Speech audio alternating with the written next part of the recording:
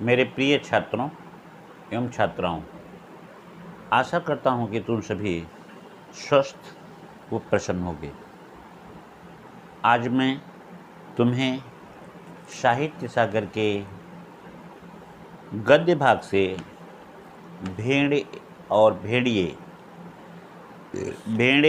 भेड़िए हरिशंकर परसाई द्वारा लिखित व्यंग्यात्मक एवं प्रतीक कहानी का एक्सरसाइज कराने जा रहा हूँ। एक्सरसाइज अवतरणों पर आधारित है। जैसा जानते ही हो, इसके प्रत्येक अवतरण में 4 प्रश्न होंगे। 2 प्रश्न 2-2 नंबर के होंगे और 2 प्रश्न 3-3 नंबर के। अब वह प्रश्न नंबर उसके आधार पे होगा। यदि थोड़े से बड़े आंसर हैं तो 3-3 नंबर के होंगे। यदि आंसर छोटा है, सटीक आंसर है, तो वो 2 नंबर का होगा। तो ये हम कर सकते हैं कि इस पर नंबर 2-3 या 3-2, 3-3, 2-2 या 2-2, 3-3 होंगे। नंबर के चक्कर में तुम्हें कुछ नहीं सोचना है। आंसर तुम सटीक, सुंदर ढंग से और भावपूर्ण अर्थ में दोगे। ज़्यादा बड़े लिखने की ज़रूरत नहीं है। ध्यान देना, मैंने तुमको पहले भी बताया और आज भी बता रहे हैं। 2 नंबर के लिए तुम ज़्यादा से ज़्यादा 3-4 लाइन, 4 लाइन, 5 लाइन से ज़्यादा मत लिखना। और जो 3 नंबर का क्वेश्चन का आंसर है, इस पे तुम जो है 6 लाइन, 5 लाइन, 7 लाइन, इससे ज़्यादा मत लिखना। तो ध्यान देना मेरी बातों पे। और अब हम डायरेक्ट तुम्हें पेज नंबर 58 पे चल रहे हैं। यहाँ पे देखोगे, शियार ने दांत निपोर कर कहा, हम क्या जाने महाराज, हमारे तो आप ही माई बाप हैं। हम तो कोई और सरकार नहीं जानते। आपका दिया खाते हैं और आपके गुण गाते हैं। एक बार फिर से देख लो, पेज नंबर 58। यहाँ पे लिखा हुआ दूसरा तीसरा पैराग्राफ से, शियार ने दांत निपोर कर कहा, हम क्या जाने महाराज, हमारे तो आप ही माई बाप हैं। हम तो कोई सरकार नहीं जानते। आपका दिया खाते हैं और आपका गुण गाते हैं। ठीक है। अब इस पर 4 प्रश्न जो बनेंगे, उन प्रश्नों को मैं तुम्हें लिखा रहा हूँ, प्रश्नों को बता रहा हूँ और प्रश्नों के उत्तर को भी समझा रहा हूँ। शियार ने यह बात किससे कही? पहला प्रश्न लिखो, शियार ने यह बात किससे कही? प्रश्न नंबर 2, यह बात किस बात के उत्तर में कही गई है? फिर से सुन लो, यह बात अर्थात शियार ने यह बात किस उत्तर में कहा है? तीसरा, शियार यहाँ किसका प्रतीक है? शियार यहाँ किसका प्रतीक है? चौथा प्रश्न होगा, इस गद्यांश में जो मुहावरे आए हैं, उन सभी मुहावरों का अर्थ बताइए और वाक्य में प्रयोग किए। तो ध्यान देना, पहला प्रश्न के उत्तर में मैं चल रहा हूँ। पहला प्रश्न देखोगे कि शियार ने, ध्यान देना, दांत निपोर के कहा। तो प्रश्न है, शियार ने यह बात किससे कही? शियार ने यह बात दांत निपोर करके वन प्रदेश में रहने वाले उन भेड़ियों से कहा, या उस भेड़िए से कहा जिनकी संख्या, भेड़िए की संख्या, इनकी संख्या माने भेड़िए की संख्या भेड़ों की अपेक्षा बहुत कम थी। या हम उन्हें परसेंटेज में लेते हैं तो कह सकते हैं, शियार ने दांत निपोर कर यह बात भेड़िए से कही जिनकी संख्या वन प्रदेश में 10% थी। अब प्रश्न नंबर 2 है, यह बात किस बात के उत्तर में कही गई। ध्यान देना, यह बात उस समय कही गई जब सियार ने भेड़िए की चिंता का कारण पूछा। यहाँ पे देखो कि यहाँ पे लिखा हुआ है, तो बूढ़े सियार ने बड़ी गंभीरता से पूछा, महाराज, आपके मुख चंद्र पर चिंता के मेघ क्यों छाए हैं। जब यह बात सियार ने चापलूसी बस भेड़िए से पूछा, तो भेड़िए ने कहा, खैर छोड़ो। भेड़िए ने कहा, क्या तुझे मालूम नहीं कि वन प्रदेश में नई सरकार बनने वाली है और हमारा राज तो राज गया। हमारा राज तो गया। कैसे राज गया, यहाँ पे ये भी बात सुन लो। भेड़िए को चिंता हुई कि भेड़ों की संख्या 90% है, उसकी तुलना में भेड़िए मात्र वन प्रदेश में 10% है। इसलिए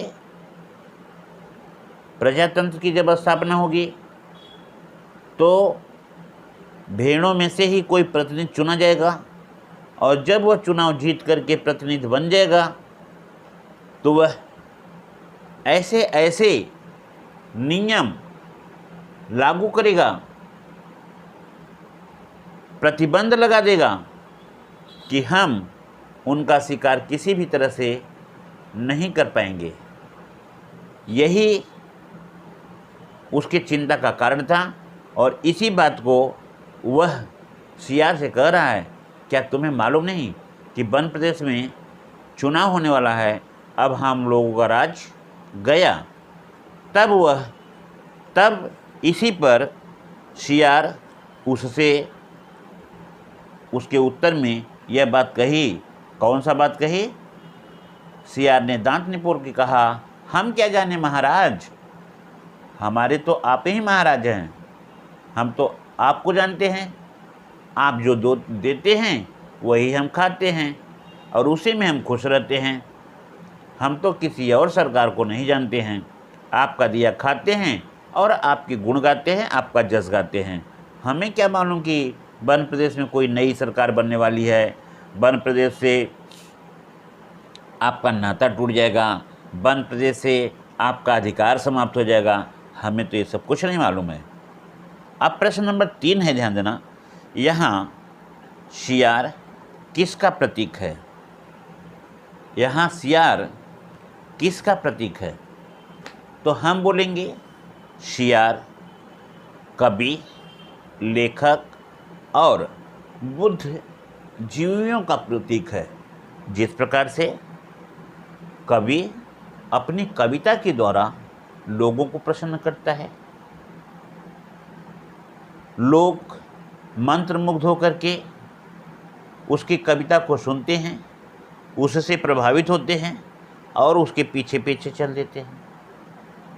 लेखक अपनी कहानी से लोगों को मोहित कर लेता है। लेखक की कहानी पढ़ करके, लेखक की कहानी सुन करके, लेखक की बातों में आकर के लोग उस पर अपना सर्वस्व निछावर करने के लिए तैयार हो जाते हैं और इस तरह से वह उनके शिष्य हो जाते हैं। तीसरा, बुद्धिजीवी। जैसा कि तुम सभी जानते हो, मनुष्य सबसे बड़ा बुद्धिजीवी प्राणी है।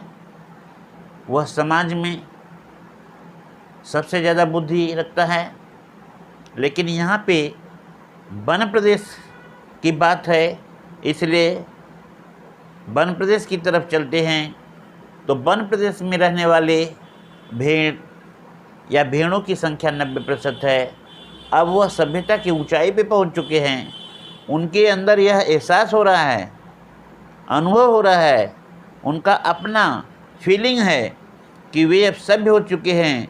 अब वह वन प्रदेश में प्रजातंत्र की स्थापना करके अपने लिए अपने प्रतिनिधि को चुनेंगे और स्वतंत्र हो जाएंगे। अब उन पर किसी भी प्रकार का कोई अत्याचार नहीं करेगा। तो यहाँ पे जो तुमने देखा तीसरा प्रश्न कि सियार यहाँ किसका प्रतीक है, तो सियार कवि, लेखक और बुद्धिजीवियों के प्रतीक है, जो भोली भाली जनता को अपने कविता से, अपने कहानी से और अपने बुद्धिमत्तापूर्ण बातों से अपनी तरफ आकर्षित कर लेता है और उन पर या उनके अनुभव पर वह विजय प्राप्त कर लेता है।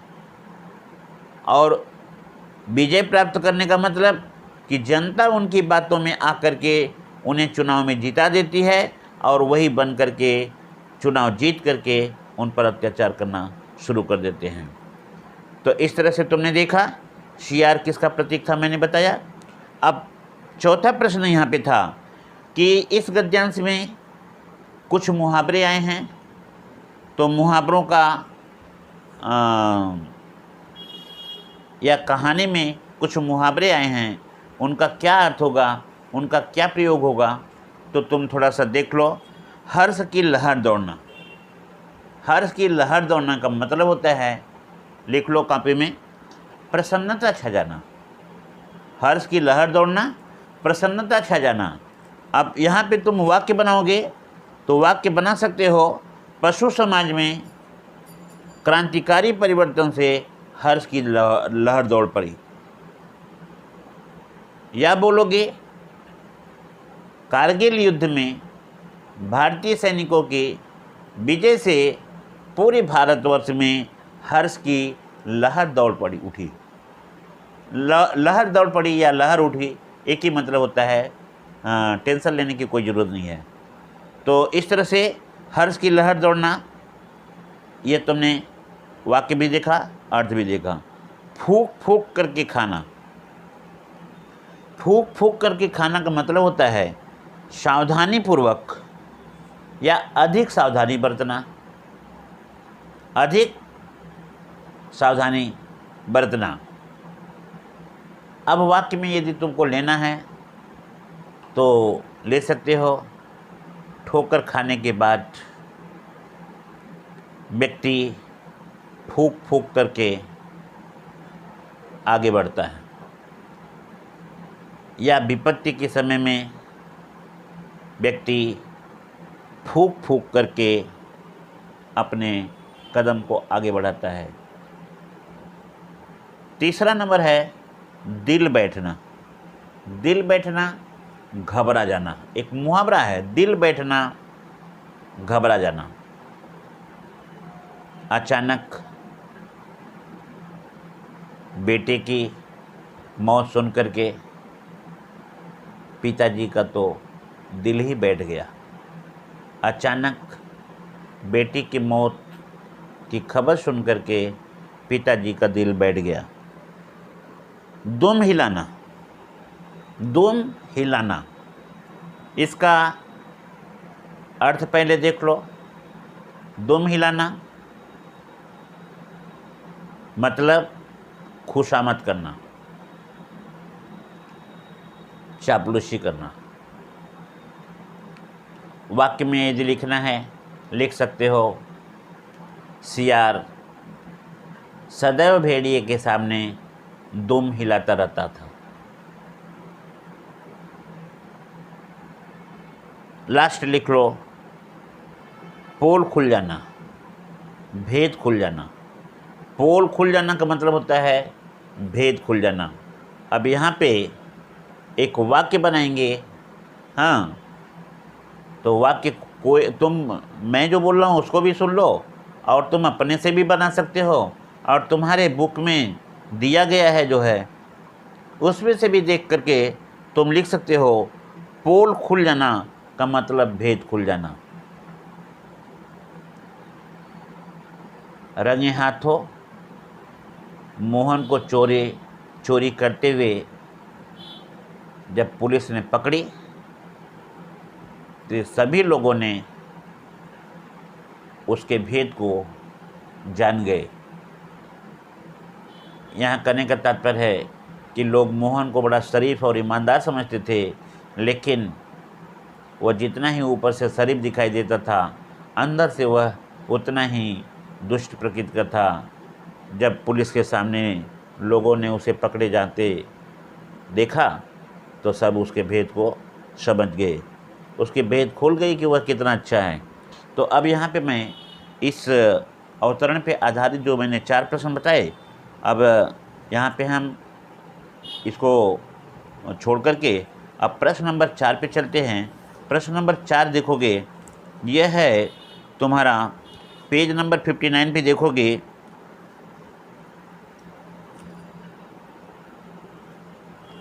यहाँ पे लिखा हुआ है, और तब बूढ़े सियान ने भेड़िए का भी रूप बदला, मस्तक पर तिलक लगाया, गले में कंठी पहनाई और मुंह में घास के तिनके खोज दिए। मुंह में घास के तिनके खोज दिए। अब ध्यान देना, अब इस पे प्रश्न देखो, मैं प्रश्न बना रहा हूँ, प्रश्न को ध्यान से सुनो और इसका उत्तर भी ले लो। पहला प्रश्न, बूढ़े सियान ने भेड़िए का रूप क्यों बदला? बूढ़े सियान ने भेड़िए का रूप क्यों बदला? तो हम बोलेंगे, बूढ़े सियान ने, जैसा कि तुम जानते हो, भेड़िए ने अपनी चिंता का कारण सियार से बता चुका था कि वन प्रदेश में प्रजातंत्र की स्थापना होने जा रही है, जहाँ पे भेड़ों की संख्या 90% है और उसकी संख्या 10% है। चुनाव में भेड़ जीत जाएंगे, उसका तो सब कुछ समाप्त हो जाएगा। तो सियार चालाकी से उसे सिखाता है और चुनाव लड़ने के लिए उपाय बताता है। उसी उपाय में आज यहाँ पे है, बूढ़े सियान ने भेड़िए का रूप इसलिए बदला ताकि चुनाव में के लिए यह प्रचार किया जा सके कि भेड़िया अब संत हो गया है। भेड़िया अपने अंदर महसूस कर रहा है कि उसने इसके पहले भेड़ों पर अत्याचार किया है, जो या जिससे भेड़ों को कष्ट हुआ है। आज उस कष्ट का अनुभव भेड़िया कर रहा है और उस कष्ट के अनुभव को दूर करने के लिए वह अब प्रायश्चित करना चाहता है, और प्रायश्चित के लिए वह अब हिंसा छोड़ दिया है, शांत हो गया है, उसका हृदय परिवर्तन हो गया है। इस प्रकार से धोखे में आकर के भेड़िए को अपना प्रतिनिधि चुन लेंगे, फिर से भेड़िए की सरकार हो जाएगी और फिर से भेड़िया भेड़ों पर अत्याचार करेगा, उनका शिकार करेगा, जिससे कि उन सियारों को भी बचा खुचा मिल जाए। इसलिए बूढ़े सियार ने भेड़िए के रूप को बदला। आशा करता हूँ कि तुम लोग इसको अच्छे समझ गए। अब प्रश्न नंबर 2, उसने भेड़िए के मुंह में घास के तिनके क्यों खोज दिए? ध्यान देना, उसने भेड़िए के मुंह में घास के तिनके क्यों खोज दिए? जैसा कि तुम जानते हो, जब तुम अपने प्रश्न के उत्तर में लिखोगे तो तुम बोलो कि जैसा हम जानते हैं, क्योंकि तुम्हारी भाषा ऐसी होनी चाहिए कि जो पढ़ रहा है वह समझे कि तुम अच्छे बच्चे हो, स्कॉलर बच्चे हो, और स्कॉलर बच्चे अपनी सभ्यता को दिखाते हैं। वह अपनी सभ्यता से एग्जामिनर के मन को मुग्ध कर लेते हैं या मन को मोहित कर लेते हैं, ताकि एग्जामिनर उनके प्रश्नों को पढ़ करके आभास करता है कि बच्चे ने सटीक और सही उत्तर दिया है, इसलिए बच्चे को भी सही आंसर देना, सही मार्क मिलने चाहिए और पूरे मार्क मिलने चाहिए, और इस तरह से वह तुम्हारे सुंदर राइटिंग और सही आंसर पे पूरी अंक देगा। और तो विश्वास मानना कि हिंदी में बच्चों को जो अच्छे बच्चे लिखते हैं 95 से तो ऊपर जाता ही है, और 99 नंबर तक मेरा भी बच्चा पाया हुआ है। 12 क्लास में भी पाया है और हाई स्कूल में भी 95 नंबर पाया है, और 12 में आर्यन में वो 99 पाया। खैर यहाँ पे मैंने इसलिए बताया कि मेरा भी लड़का तुम्हारे ही इसी होली क्राइस्ट के स्कूल में था 10th तक, तो पढ़ाई तो जो होती है तुम जान रहे हो, तो तुम्हें थोड़ा सा अपने ऊपर गर्व करना चाहिए कि जो तुम लिखो वह शुद्ध और साफ हो बेटा, और ज़्यादा कुछ बोलने की कोई ज़रूरत नहीं है। और मैंने बता दिया शॉर्ट फॉर्म में लिखोगे 4-5 लाइन, इससे ज़्यादा नहीं लिखना है छोटे क्वेश्चन के लिए 2 नंबर के लिए, और 5-7 लाइन जो है बड़े के लिए। इसलिए तुम छोटा सा लिखो और सही लिखो, कुछ गलती होगा तो मैं फिर से सुधार दूंगा। आप ध्यान देना एक बार कि हम आंसर कैसे लिखते हैं और कैसे नहीं लिखते हैं, इस पर तुम्हारा अपना विचार होना चाहिए। तो अब हम आगे थोड़ा बढ़ते हैं। बूढ़े सियार ने भेड़िए का क्यों रूप बदला हो गया, उसने भेड़िए के मुंह में घास के तिनके क्यों खोस दिए। ध्यान देना, अब इसी का मैं आंसर बता रहा था। बूढ़े सियार ने भेड़िए के मुंह में घास के तिनके यह बताने के लिए खोस दिया है कि भेड़िया अब मांसाहारी नहीं रहा, वह शाकाहारी हो गया है, क्योंकि इसके पहले उसने भेड़ों के पर जो अत्याचार किया है, जो हिंसा किया है, उस हिंसा से उसे घृणा हो चुकी है, उस हिंसा से वह दुखी है, उसका हृदय दुखी हो गया है, उसका हृदय दुख से भर गया है, कातर हो चुका है। वह चाहता है कि मैं किस तरह से भेड़ों पर किए गए अत्याचार का प्रायश्चित करूं, इसलिए वह मांसाहारी न होकर के शाकाहारी हो गया है। आजकल वह घास के तिनके को खा रहा है, इसलिए मांस खाना छोड़ दिया है। इस बात को समझाने के लिए सियार ने भेड़िए के मुंह में तिनके को डाल दिया। अब प्रश्न है, सियार और भेड़िए के माध्यम से लेखक किन पर व्यंग्य करना चाहता है। ध्यान देना, सियार के माध्यम से लेखक कवियों, लेखकों और बुद्धिजीवियों तथा भेड़िए के माध्यम से ढोंगी, स्वार्थी और चालाक राजनेताओं पर व्यंग्य करने की बात करता है, क्योंकि यहाँ तो वन प्रदेश की बात हो रही है। मैं पूरे, जिसे हम विश्व बंधुत्व की भावना से देखते हैं, जहाँ भी चुनाव होते हैं, जहाँ भी प्रजातंत्र की स्थापना होती है, प्रजा अपने तंत्र में एक राजनेता का चयन करता है। वह यह सोच करके अच्छे प्रतिनिधि का चुनाव करता है कि जिस तरह से पूर्ववर्ती नेता, मंत्री, महामंत्री, मुख्यमंत्री, प्रधानमंत्री उन पर अत्याचार करते थे, उनकी किसी भी कठिनाइयों को दूर करने में अक्षम थे, उनकी बात को नहीं सुनते थे। इन समस्याओं का निराकरण करने के लिए चुनाव होता है, प्रजातंत्र की स्थापना होती है। जिस तरह से प्रजातंत्र की स्थापना हम प्रजा करते हैं, ठीक उसी प्रकार से आज वन प्रदेश में भी भेड़ अपने प्रजातंत्र की व्यवस्था बनाए रखने के लिए